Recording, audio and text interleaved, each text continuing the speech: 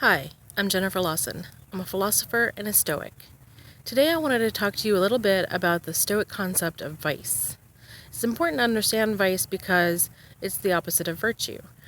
I know that if you're studying Stoicism and you're interested in it, you're probably striving toward virtue, but it's important to understand the Stoic concept of vice. According to Stoics, virtue is based on knowledge, so vice is then based on ignorance. Now, a lot of people really, other than Stoics, thought that vice was based on ignorance as well, like Socrates. So what does that mean? What does it mean for vice to be based on ignorance? Well, think of an example such as a nihilist. I'm going to define a nihilist as someone who thinks there is no good and no value. So, according to Stoics, they would be making an error.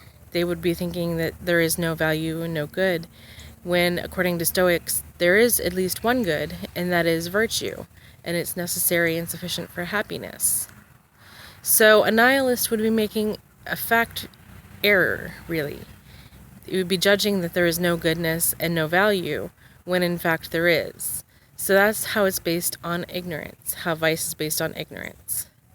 So what flows from that is actions, behaviors, attitudes, and things like that, where the person is vicious and it all boils down to ignorance. So in order to really have virtue, according to Stoics, you need to have knowledge about the nature of things, knowledge about the good, and things like that. And that's how you can acquire virtue.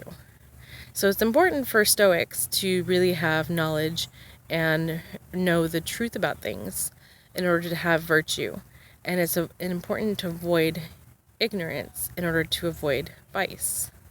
So that's how vice is based on ignorance. And that's my Stoic take for today. Bye.